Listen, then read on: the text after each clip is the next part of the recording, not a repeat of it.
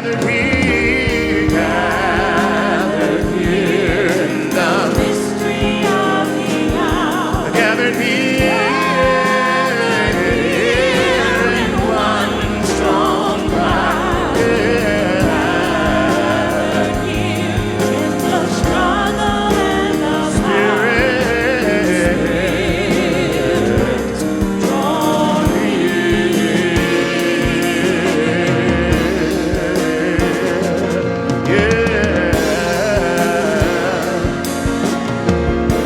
Gathered here one more time.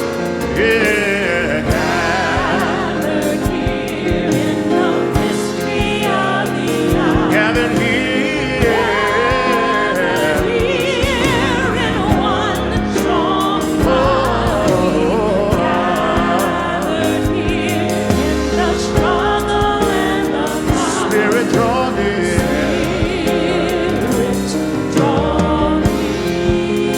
Spirit draw near. Spirit draw near.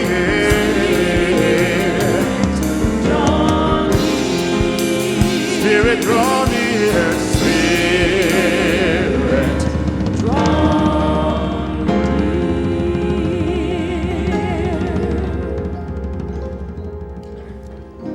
Another round of applause for this wonderful music department we have here at the church.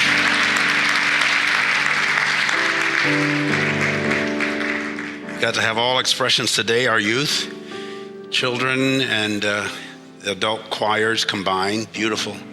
We always love what you guys do for on special days. Rick, David, the whole group. If you notice Matthew on the drums, he beat the congos a little bit this morning. And he's an extraordinary human being right there walking down the aisle. We love you, buddy. Just love you.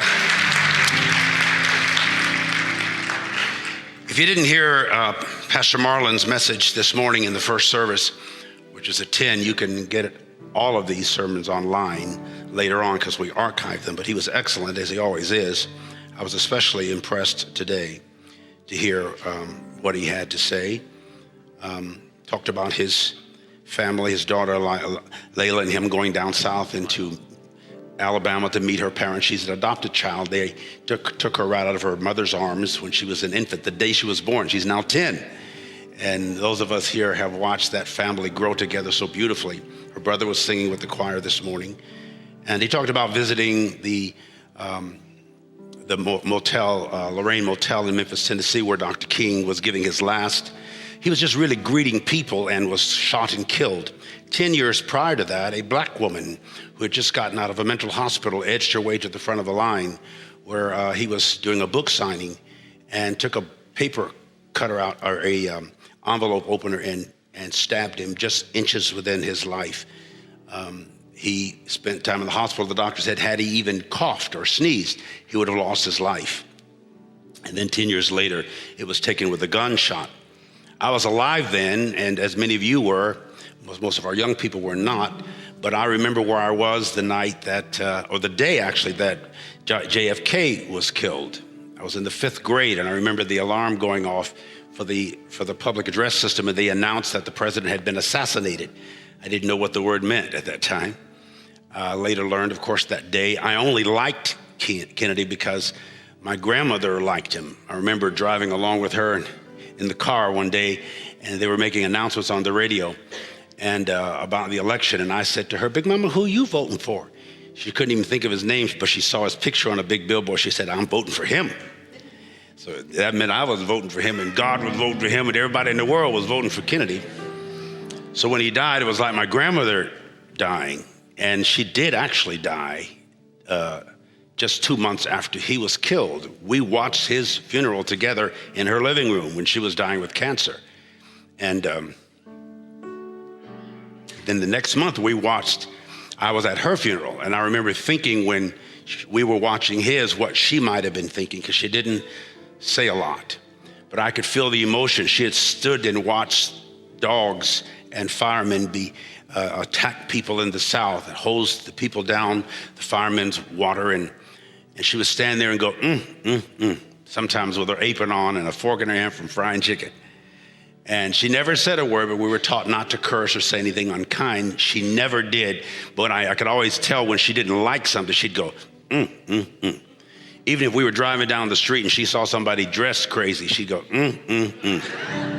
Or at church when somebody was dressed crazy, she was doing a lot of and there was a whole book in just that And then when I was 16 years old, had just turned 16 in March, and Dr. King was assassinated in April.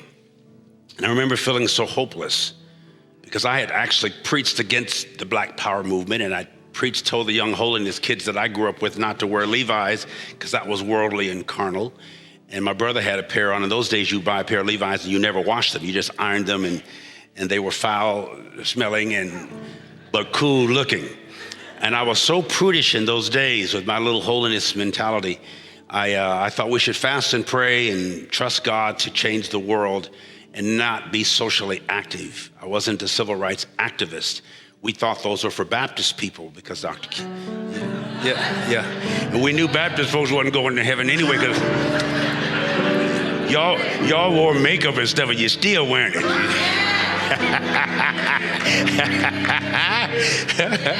And y'all smoked and everything. We knew y'all was going to go to hell.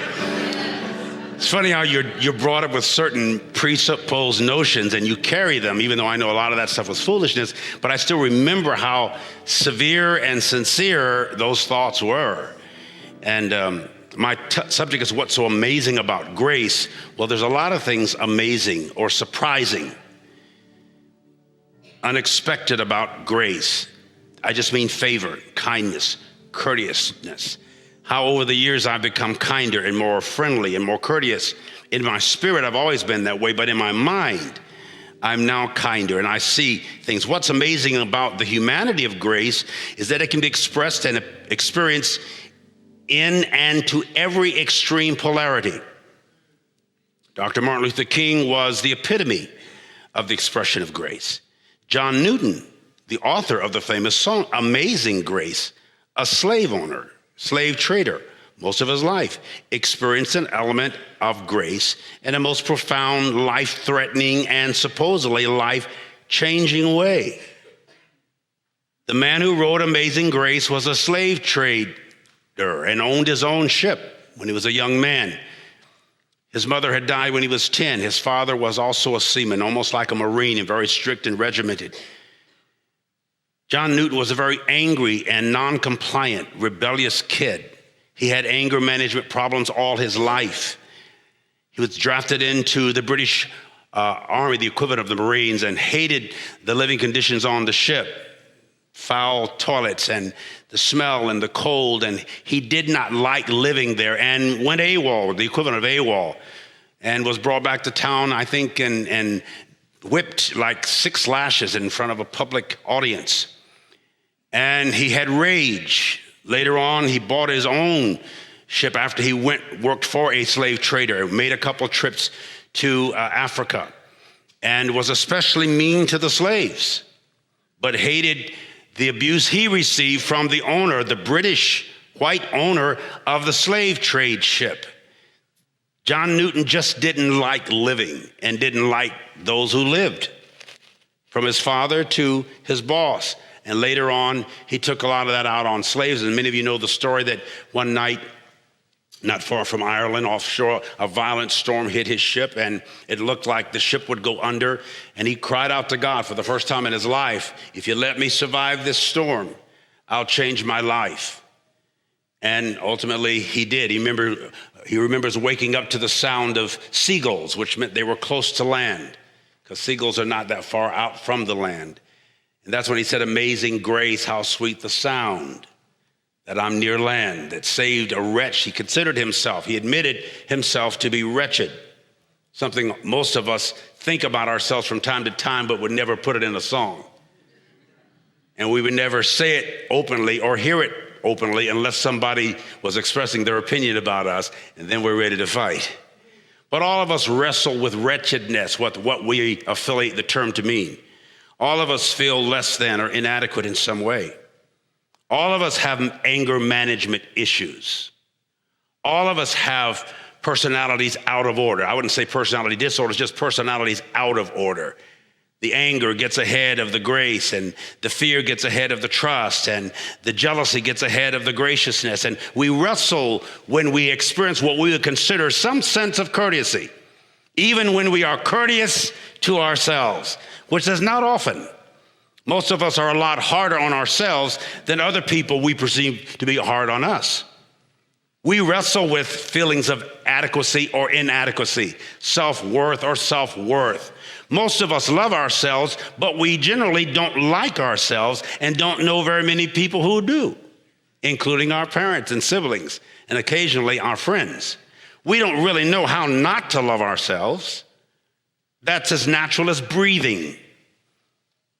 We feed ourselves and generally wash ourselves and dress ourselves and try to improve ourselves. We have an innate love with which we are born. But it takes a lot of work and effort, and sometimes we get it is an exercise in futility to like ourselves or even like those who love us, from anyone's perception of God to the perception of their parents. Most children don't feel their parents like them. They know their parents love them, but when the parents give constructive criticism, the children sin, and all of us are guilty of feeling that maybe our parents didn't like us for whatever reason. Most of us love the people we're married to. We ain't that crazy about them. We used to say, God don't like ugly, but he ain't crazy about pretty. We all wrestle with trying to find and fit into a space that feels comfortable, and it's hard. Dr. King was only 39 years old when he was brutally assassinated in 1968. Again, I remember the feelings of hopelessness. In fact, I got so angry, I said, that's the end. If Dr. King is gone, then I'm upset with everything. Maybe even God, who could have stopped it. I remember thinking how faithful I was to God and staying away from the Black Power movement, and I didn't grow a fro till I got to ORU. Down here with all these white folks, and I grew a fruit. No, I'm kidding. I came down here to Oklahoma. I had never experienced the kind of ugly, claustrophobic racism in California that I experienced when I went to Memphis, Tennessee, the same place that Dr. King died. I had visited Memphis at 14 years old. I was now 16. And I remember when I went down into the deep South, it was just a different feeling than Southern California, where I was born and reared. That was racism. There's racism everywhere. As long as they're racist, there's going to be racism. But not all racism is poison. Most people like their race, they like their state, they like their ethnicity, their nationality. You like your gender. If you're born in Oklahoma, you want Oklahoma to win. If you're born in New Mexico, you want New Mexico to win. And you prejudge others who are not. It may even discriminate somebody from another state or another high school. Talk to me, somebody. That kind of a discrimination or racism I don't consider poison. When you want to harm somebody because they are different from you for any reason, that's evil. And we wrestle with that all the time as well. But I remember thinking in Memphis, Tennessee, I went to the National Convocation of the Church of God in Christ. 4 generations I was raised in that church. Pastor David, Teresa Reed, several others in here have come out of that particular denomination. That was our headquarters. Dr. King gave his last speech in that 3,000 seat, or is it 5,000 seat? 5,000 seat, what we call the temple of the Church of God in Christ. Even though the Church of God in Christ publicly did not support the civil rights movement, they fasted and prayed in tongues and rebuked devils and did all that kind of stuff to preserve Dr. King's life, as thousands and maybe millions of Americans prayed. And then when he died, it was like God didn't answer the prayer, and God let a messianic personification go away. And Carlton Pearson, for the first time in his life, in high school, conducting a Bible study, witnessing to Christians, non-Christians, and rallying the Christians and loving God in the scriptures, I got angry enough to literally question God. Where were you? At that time, I didn't think, well, he's in the same place where he was when his son got crucified. That was a sweet thing that Billy Graham's daughter came out with, and it made us feel a little bit better about people we love dying. But where were you, God? He was the one that was going to get us. So I got angry. I said, I'm going to join the Black Power movement. I'm going to grow me a fro, and I'm going to kill some white people. Starting with the counselor at the school. I never had an ounce of racism in me, and that wasn't really me. That was a reaction in my emotions based to a situation that I felt was controlling me. My great-grandfather is white. My great-great-grandfather, my great-great-grandfather, my mother's grandfather is half white because his mother was raped repeatedly by the wealthy landowners that they worked for. His name is Evans, as is our family from Ireland on that side of the family named Evans. We own property in Texas that my great-great white grandfather gave to my great-grandfather, property that my mother was born on. I have nothing against white people, so my best friend is white.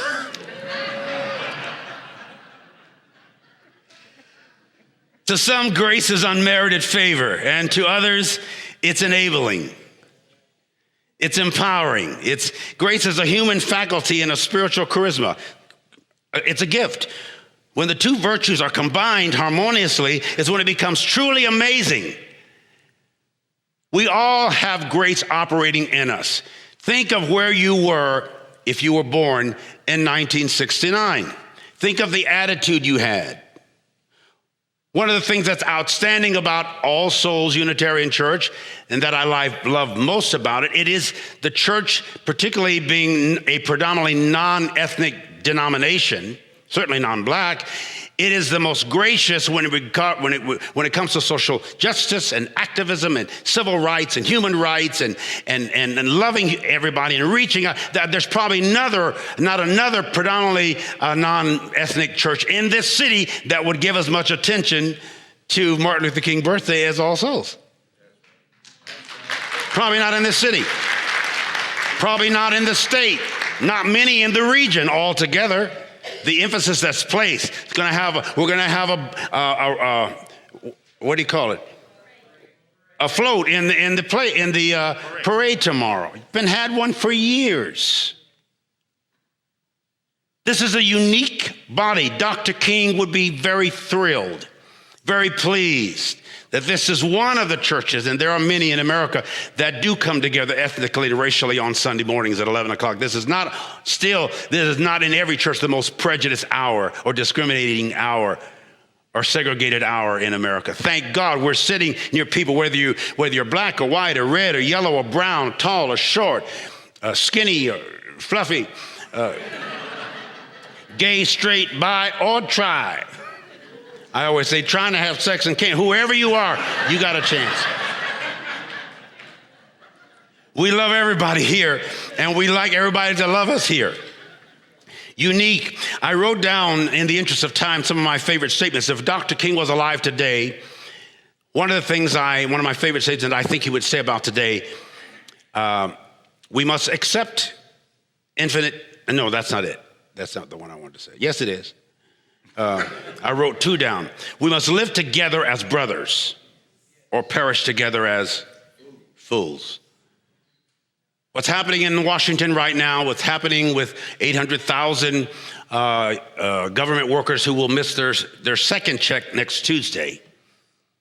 We never thought that children would be snatched from their mothers, even infants' arms in this country.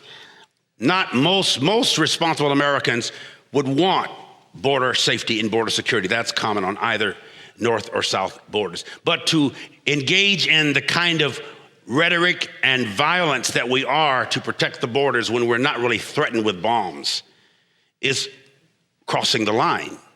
And responsible people with any sense of compassion care. We like rules, we like laws, we like freedom, we support it. We like legal documentation. It's very hard to get legally documented in this country. It takes years. The whole DACA program, and these children that were born here, I grew up with these kids in Southern California, 5 miles above the Tijuana border. For 7 years I lived. My friends spoke Spanish.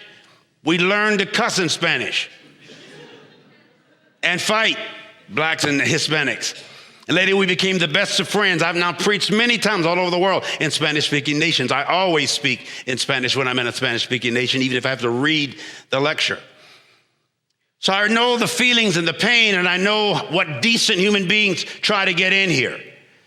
Africans are the only ones that came back in the day, were brought here without wanting to be legal or illegal immigrants. Africans are the only ones that never really felt completely at home. But finally, when Dr. King said, I've been to the mountaintop, I've seen the promised land.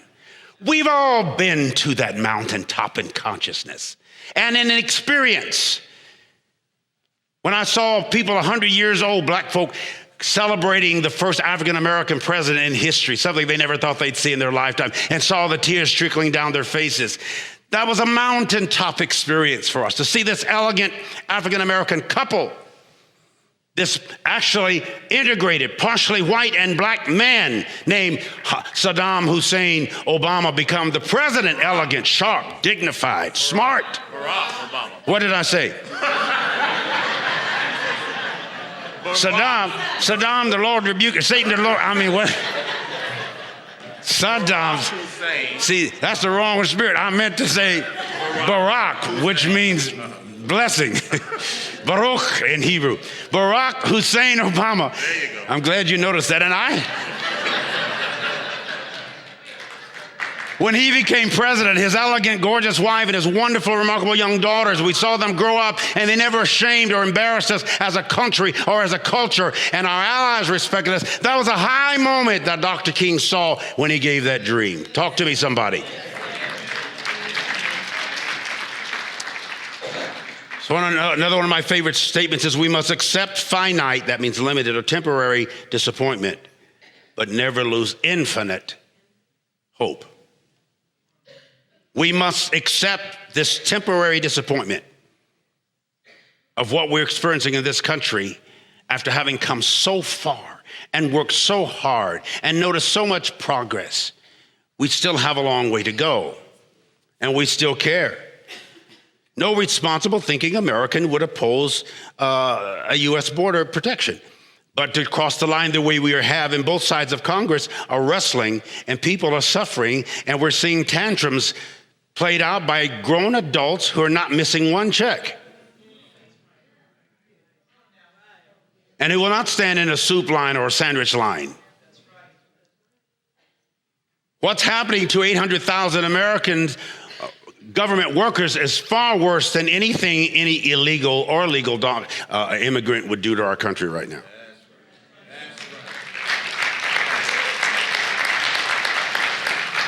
The $5 billion that the president wanted, we've already spent $6 billion. The country has lost just a little bit more than that with this shutdown that he proudly initiated. Dr. King would not be happy. And many Americans, certainly not just Africans, a lot of Americans are very unhappy. There's another way we can do it. But I like, and that's why I'm saying this. I love this. Another one of my favorite statements, and these statements carried me through my whole time of inclusion and exclusion. When I preached the gospel of inclusion and got the left finger fellowship from a community that I had lived in faithfully for 50 years of my life and still love dearly to this day, but there's a little animosity, there's a little pain, there's a little tension around the fact that I've changed some of my thinking. But our lives begin to end the day we become silent about things that matter. I remember reading that statement years ago. It cost me a lot. There comes a time when silence is betrayal. Dr. King said that because many Africans did not support him.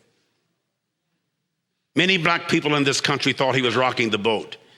Many preachers. I was visiting the bedside of the 93-year-old Reverend Clay Evans in Chicago, Illinois, just a few weeks ago.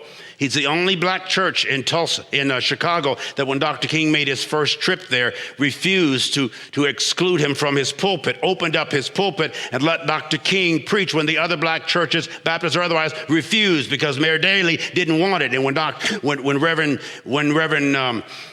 Clay Evans opened up his door, his church program, his building project was put on hold for 7 years. And I went to his bedside, as I do every time I visit Chicago, and kissed him and thanked him, not just for that, but for being who he is. He's a gospel singer, gospel preacher, one of the dearest men. He visited me in my home here years ago when we had him at ORU. In the end, Dr. King said, we will remember not the words of our enemies, but the silence of our friends. In the end, we will remember not the words of our enemies, but the silence of our friends. One of the first things Dr. Wolf did when he took this pulpit 40 some years ago was to ride with the young people from this church to Oklahoma City for a demonstration in support of civil rights. He respected and loved Dr. King. So does our present pastor, one of the most activist preachers in this city.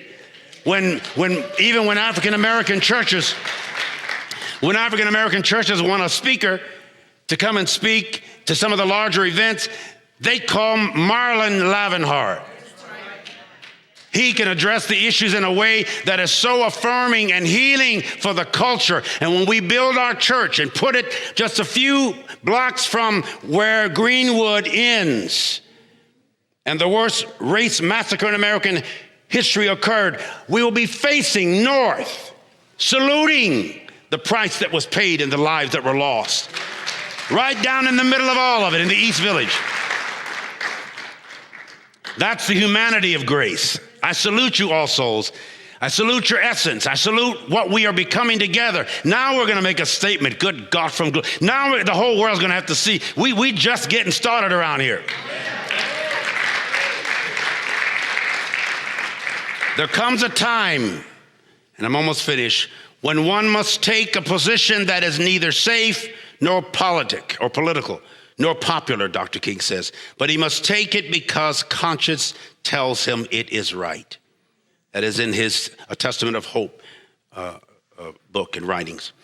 There comes a time when one must take a position that is neither safe nor politic nor popular, but he must take it because conscience tells him it is right. He said, nothing in the world is more dangerous than sincere ignorance and conscientious stupidity. Wow. The ultimate measure, another one of my favorites, of a man is not where he stands in moments of comfort and convenience, but where he stands at times of challenge and controversy. We must come to see that the end we seek is a society at peace with itself, a society that can live with its conscience. We felt comfortable coming here because there was an openness, and we should cherish it and enhance it and embrace it and expand it. That's our objective here. We have something marvelous going on here at All Souls. And we can continue to tweak and expand and make it a little bit better. Say to the person sitting next to you one more time, as I've had you said, not today, but before, tell the person next to you, I'm very happy that you don't look like me.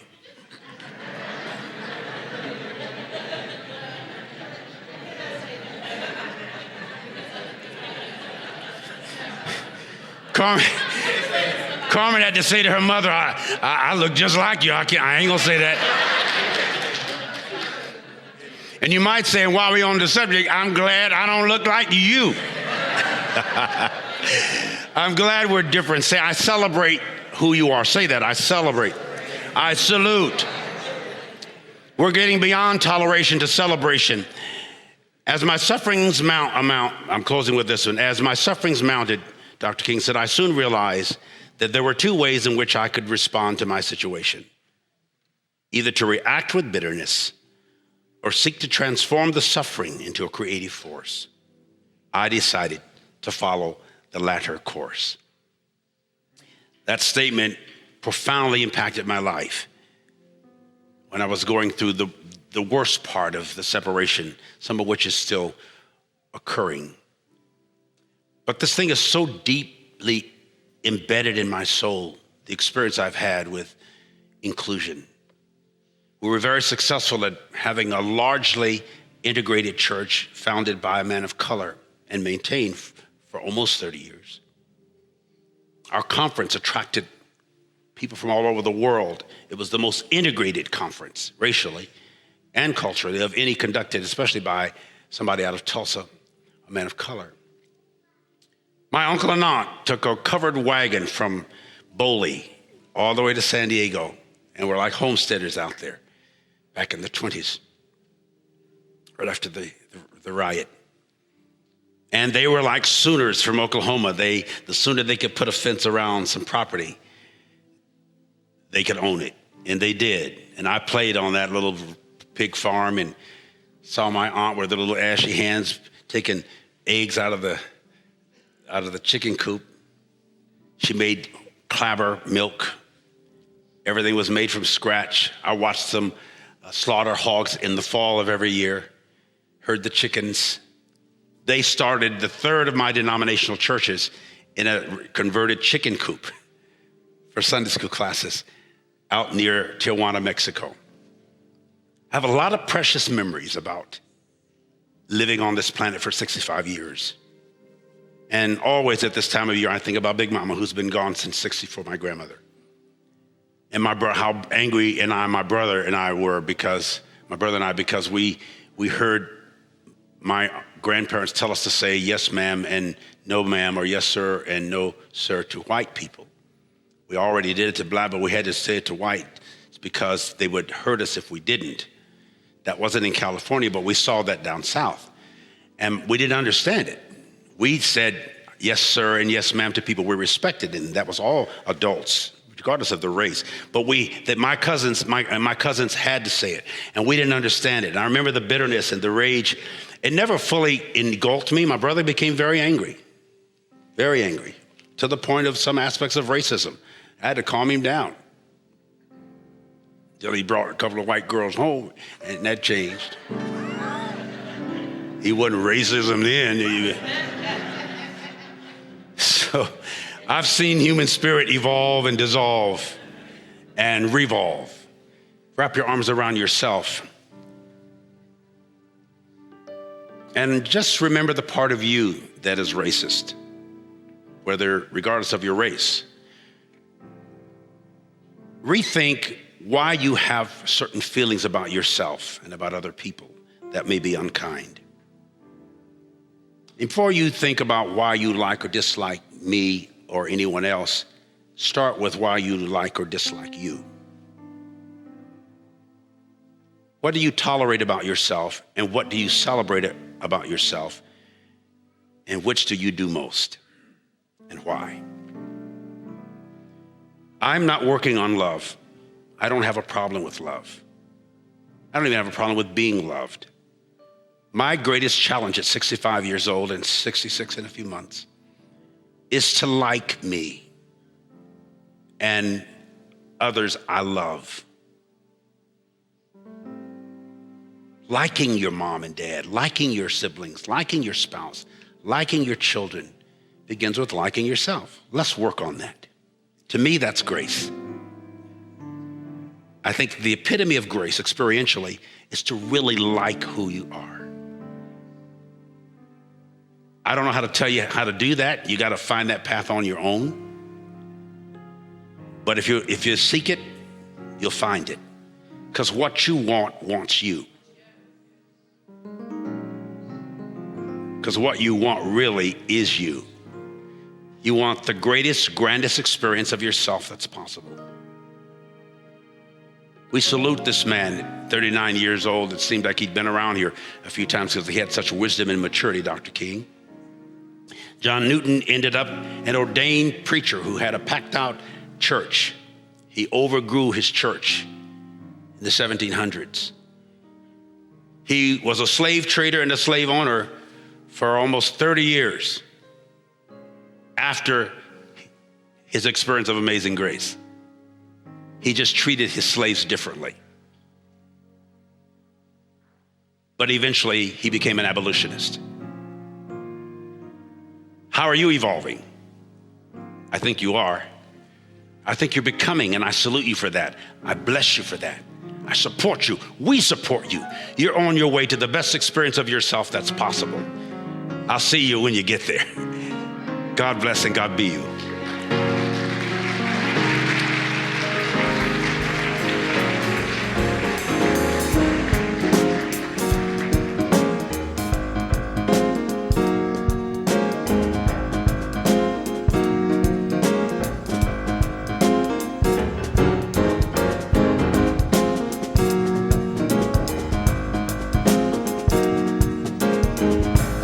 Let's all stand together.